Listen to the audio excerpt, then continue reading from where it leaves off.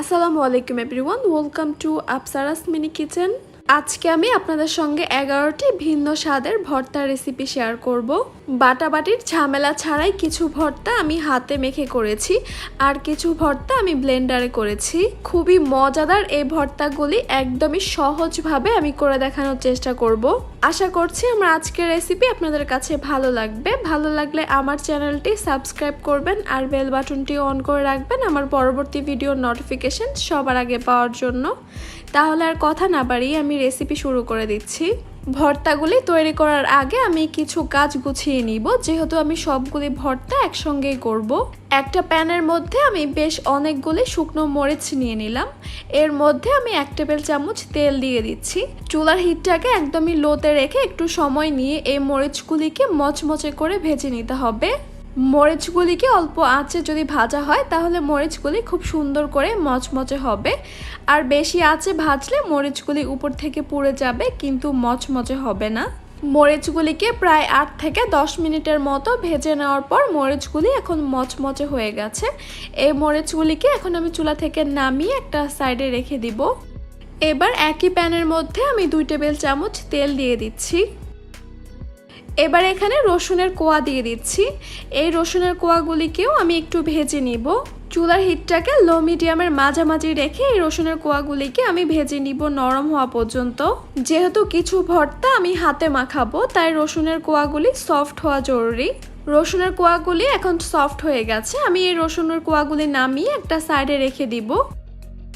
একই প্যানে আমি আবারও দিয়ে দিচ্ছি 1 টেবিল চামচ তেল। এরপর এখানে আমি দিয়ে দিচ্ছি 2 কাপের মতো পেঁয়াজ কুচি, আর দিয়ে দিচ্ছি 20 থেকে 25টা কাঁচা মরিচ। এবার এই পেঁয়াজ আর কাঁচা মরিচটাকেও আমি কিছুক্ষণের জন্য ভেজে নিব, তবে পেঁয়াজটাকে একদম লাল করে ফেলবো না, আমি পেঁয়াজটাকে একটু সফট করে নিব। এই কয়টা কাজ যদি আগেই করে নেওয়া যায় তাহলে সবগুলি ভর্তা তৈরি করতে কিন্তু একদমই সময় লাগবে না। আমার এই পেঁয়াজগুলি এখন ভাজা হয়ে গেছে। এই পেঁয়াজগুলিকেও আমি তুলে একটা সাইডে রেখে দিব। আমি এখন মূল ভর্তা তৈরির রেসিপিতে চলে যাচ্ছি। আমি প্রথমে তৈরি করব ডাল ভর্তা। প্রথমে আমি একটা প্যানের মধ্যে 1/4 কাপ নিয়ে নিয়েছি মসুর ডাল। ডালটাকে আমি ভালোভাবে ধুয়ে নিয়েছি।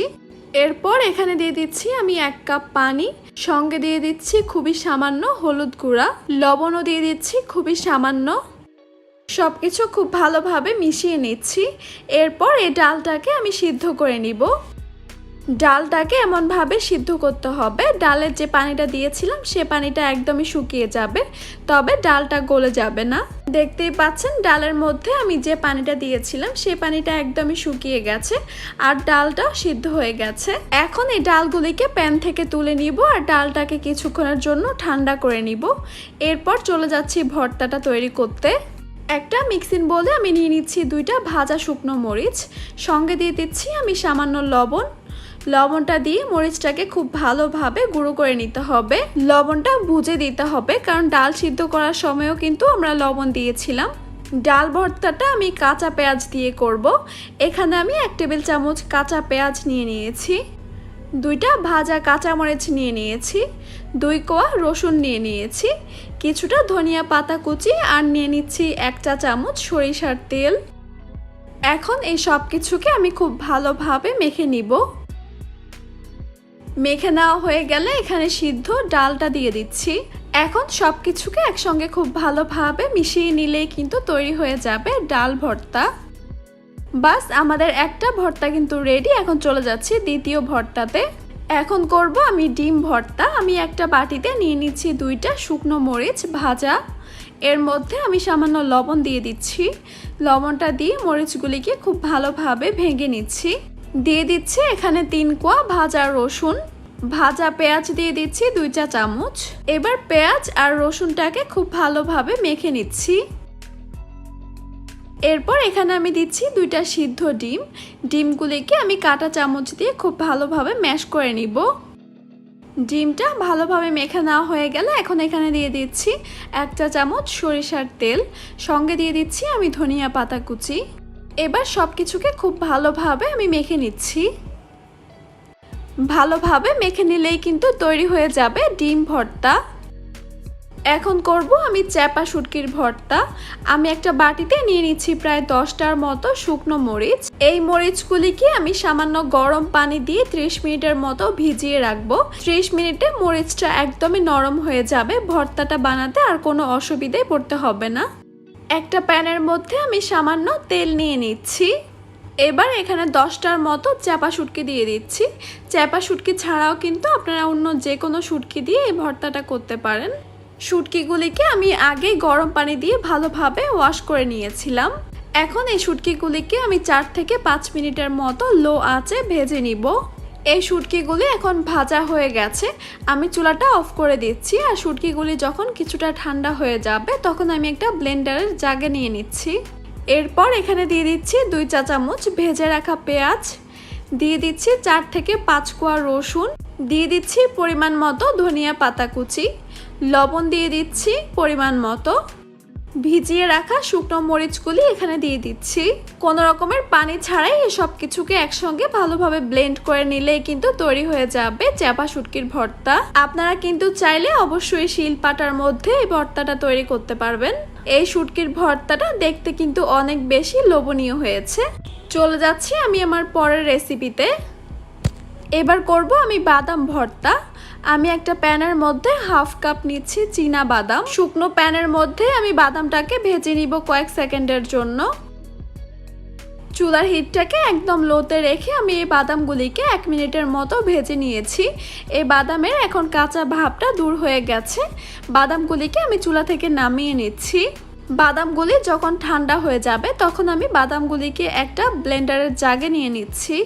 3 কোয়া ভাজা রসুন দিয়ে দিচ্ছি, ভেজে রাখা পেঁয়াজ আর কাঁচামরিচও দিয়ে দিচ্ছি ধনিয়া পাতা কুচি, আর দিয়ে দিচ্ছি সামান্য লবণ, 2টা ভাজা শুকনো মরিচ দিয়ে দিচ্ছি।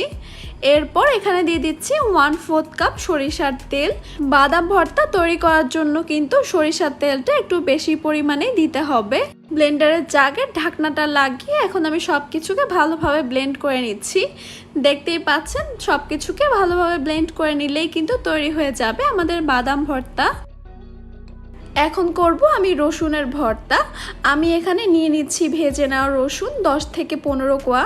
রসুনের কোয়াগুলিকে আমি একটা কাঁটা চামচ দিয়ে ভালোভাবে ম্যাশ করে নিয়েছি। এরপর এখানে 2টা শুকনো মরিচ নিয়ে নিয়েছি, সামান্য লবণ দিয়ে মরিচটাকে ভালোভাবে গুঁড়ো করে নিচ্ছি। এরপর এখানে দিয়ে দিচ্ছি 1 চা চামচ ভেজে নেওয়া পেঁয়াজ, দিয়ে দিচ্ছি 2টা ভাজা কাঁচা মরিচ, ধনিয়া পাতা কুচি দিয়ে দিচ্ছি, আর দিয়ে দিচ্ছি 1 চা চামচ সরিষার তেল। ম্যাশ করে নেওয়া রসুনের কোয়ার সঙ্গে সব কিছুকে ভালোভাবে মিশিয়ে নিলেই তৈরি হয়ে যাবে আমাদের রসুনের ভর্তা। এবার করব আমি চিংড়ি ভর্তা। আমি প্যানের মধ্যে দিয়ে দিচ্ছি 1 টেবিল চামচ তেল। এখন আমি এখানে দিয়ে দিচ্ছি হাফ কাপ চিংড়ি। চিংড়িগুলিকে আমি ভালোভাবে খোসা ছাড়িয়ে পরিষ্কার করে নিয়েছিলাম। সামান্য লবণ দিয়ে চিংড়িগুলিকে আমি ভেজে নিচ্ছি। চিংড়িগুলি কিন্তু খুব বেশি সময় ধরে ভাজা যাবে না, তাহলে কিন্তু চিংড়িগুলি শক্ত হয়ে যাবে। চিংড়িগুলিকে আমি 3 থেকে 4 মিনিটের মতো ভেজে নিয়েছি। এই চিংড়িগুলি এখন ভাজা হয়ে গেছে। আমি এই চিংড়িগুলিকে একটা ব্লেন্ডারের জাগে নিয়ে নিচ্ছি। এরপর এখানে 2 চা চামচ দিয়ে দিচ্ছি ভাজা পেঁয়াজ, 7 থেকে 8টা দিয়ে দিচ্ছি ভাজা কাঁচা মরিচ, রসুনের কোয়া দিচ্ছি 3 থেকে 4টা, 2 চা চামচ দিচ্ছি ধনিয়া পাতা কুচি, আর দিয়ে দিচ্ছি সামান্য লবণ। লবণটা কিন্তু একটু বুঝে দিতে হবে, কারণ মাছটা ভাজার সময় লবণ দেওয়া হয়েছিল। একটা ভাজা শুকনো মরিচ দিয়ে দিচ্ছি, আর দিয়ে দিচ্ছি 1 চা চামচ সরিষার তেল। এবার এই সব কিছুকে আমি একসঙ্গে ভালোভাবে ব্লেন্ড করে নিচ্ছি। আপনারা কিন্তু চাইলে এই ভর্তাটাও শিলপাটাতে বেটে নিতে পারেন। বাস তৈরি হয়ে গেল খুবই মজাদার চিংড়ির ভর্তা। এখন করব আমি হাতে মাখানো মাছের ভর্তা। আমি এখানে 1 পিস তেলাপিয়া মাছ নিয়ে নিয়েছি। আপনারা কিন্তু এখানে যে কোনো মাছ নিতে পারেন, ইলিশ মাছ অথবা আপনাদের পছন্দ মতো যে কোনো মাছ। মাছটাকে আমি সামান্য লবণ আর হলুদ দিয়ে ভালোভাবে মেখে নিয়েছি। এবার এই মাছটাকে ভেজে নিতে হবে। আমি একটা প্যানের মধ্যে নিয়ে নিচ্ছি 1 টেবিল চামচ তেল। তেলটা সামান্য গরম হলে আমি মাছটা দিয়ে দিচ্ছি। চুলার হিটটাকে লো মিডিয়ামের মাঝামাঝি রেখে এই মাছটাকে ভালোভাবে 2 পাশ থেকে ভেজে নিতে হবে। মাছটা 2 পাশ থেকে ভালোভাবে ভাজা হয়ে গেলে মাছটা আমি তুলে নিচ্ছি। ভালোভাবে ঠান্ডা হয়ে গেলে মাছ থেকে কাঁটাগুলিকে ছাড়িয়ে নিব। মাছের কাটা ছাড়ানো হয়ে গেছে। এবার আমি এখানে 2 কোয়া ভাজা রসুন দিয়ে দিচ্ছি ভাজা পেঁয়াজ আর ভাজা কাঁচা মরিচ। এই মাছের ভর্তাটা কিন্তু আপনারা কাঁচা পেঁয়াজ দিয়েও করতে পারেন, সেটার টেস্টও কিন্তু অনেক ভালো আসবে। দিয়ে দিচ্ছি ধনিয়া পাতা কুচি আর দিয়ে দিচ্ছি সামান্য লবণ। কয়েকটা ভাজা শুকনো মরিচ দিয়ে দিলাম। প্রথমে মরিচটাকে ভালোভাবে গুঁড়ো করে নিতে হবে, এরপর সব কিছুকে একসঙ্গে ভালোভাবে মেখে নিচ্ছি। ভালোভাবে মেখে নেওয়া হয়ে গেলে এখানে 1 চা চামচ সরিষার তেল দিয়ে দিচ্ছি। তেলটা দেওয়ার পর আবারও সব কিছুকে একসঙ্গে ভালোভাবে মিশিয়ে নিচ্ছি। বাস তৈরি হয়ে গেল আমাদের হাতে মাখানো মাছ ভর্তা। এখন করব আমি সরিষা ভর্তা। আমি এখানে 4 টেবিল চামচ সরিষা পরিমাণ মতো পানি দিয়ে ভিজিয়ে রেখেছিলাম 1 ঘন্টার মতো। পানিটা সহ সরিষাগুলিকে আমি ব্লেন্ডারের জাগে নিয়ে নিচ্ছি। এরপর এখানে আমি পরিমাণ মতো লবণ দিয়ে দিচ্ছি ভাজা পেঁয়াজ আর ভাজা কাঁচা মরিচ, 4 থেকে 5 কোয়া রসুন, দিয়ে দিচ্ছি 2টা শুকনো মরিচ ভাজা, এরপর দিয়ে দিচ্ছি ধনিয়া পাতা কুচি। সব কিছুকে এখন আমি একসঙ্গে ভালোভাবে ব্লেন্ড করে নিব। ভালোভাবে ব্লেন্ড করা হয়ে গেলেই কিন্তু তৈরি হয়ে যাবে আমাদের সরিষা ভর্তা। এই ভর্তাটাও কিন্তু শিলপাটায় করে নেওয়া যাবে। এখন করব আমি আমার খুবই পছন্দের কালো জিরার ভর্তা। আমি একটা শুকনো প্যানের মধ্যে নিয়ে নিলাম 2 টেবিল চামচ কালো জিরা। কালো জিরাগুলিকে আমি ঠিক 1 মিনিটের মতো এইভাবেই ভেজে নিব। চুলার আঁচটা কিন্তু একদম কমিয়ে রাখতে হবে, কারণ কালো জিরাটা যদি পুড়ে যায় তাহলে কিন্তু ভর্তাটা খেতে তিতা লাগবে। যেহেতু কালো জিরাটা দেখতে কালো, তাই ভাজা হয়েছে কিনা সেটা বোঝা যাবে না। 1 মিনিটের মতো ভেজে নেওয়ার পর কালো জিরাটা থেকে খুব সুন্দর একটা অ্যারোমা ছড়াবে। ঠিক তখনই বুঝতে হবে কালো জিরাটা ভাজা হয়ে গেছে। ভাজা কালো জিরাটা যখন কিছুটা ঠান্ডা হয়ে যাবে তখন আমি একটা ব্লেন্ডারের জাগে নিয়ে নিচ্ছি। সঙ্গে দিয়ে দিচ্ছি 4 থেকে 5 কোয়া ভাজা রসুন, ভাজা শুকনো মরিচ দিয়ে দিচ্ছি 2টা, দিয়ে দিচ্ছি পরিমাণ মতো ধনিয়া পাতা কুচি, দিয়ে দিচ্ছি 2 টেবিল চামচ সরিষার তেল। ভর্তাটা বাটার সময় বা ব্লেন্ড করার সময় যদি দেখেন ড্রাই হয়ে আছে তাহলে আরও 1 টেবিল চামচ সরিষার তেল দিয়ে দিবেন। পরিমাণ মতো লবণ দিয়ে দিচ্ছি। এখন দিয়ে দিচ্ছি আমি ভাজা পেঁয়াজ আর ভাজা কাঁচা মরিচ। এবার এই সব কিছুকে একসঙ্গে ভালোভাবে আমি ব্লেন্ড করে নিব। তবে আপনারা চাইলে এই ভর্তাটাকেও আপনারা পাটায় বেটে নিতে পারেন। এখন করব আমি হাতে মাখানো বরবটি ভর্তা। একটা প্যানে আমি পরিমাণ মতো পানি নিয়ে নিয়েছি। এর মধ্যে দিয়ে দিচ্ছি 1/2 কাপ বরবটি কুচি, সামান্য লবণ দিয়ে দিচ্ছি। লবণটাকে ভালোভাবে মিশিয়ে নিচ্ছি। এরপর ঢাকনা দিয়ে ঢেকে এই বরবটিগুলিকে আমি সিদ্ধ করে নিচ্ছি। বরবটিগুলি সিদ্ধ হয়ে গেছে আর পানিটাও শুকিয়ে গেছে। বরবটিটা যখন ঠান্ডা হয়ে যাবে তখন আমি একটা প্লেটে তুলে নিচ্ছি।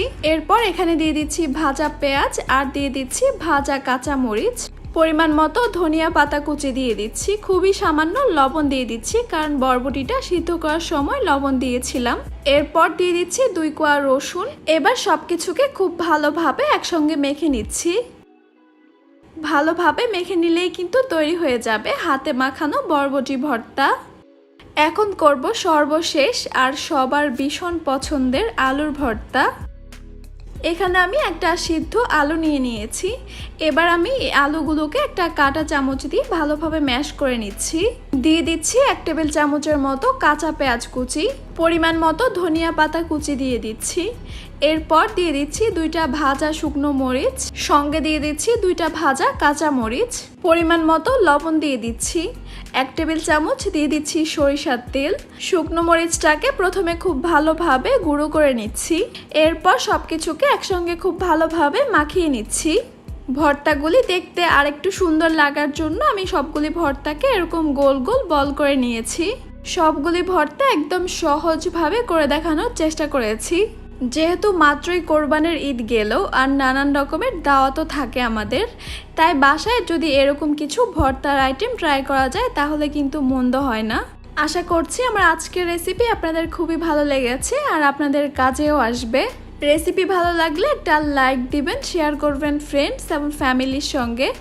এরকমই সব সহজ কিন্তু মজাদার রেসিপির জন্য আমার চ্যানেলটি সাবস্ক্রাইব করবেন আর বেল বাটনটি অন করে রাখবেন আমার পরবর্তী ভিডিওর নোটিফিকেশন সবার আগে পাওয়ার জন্য।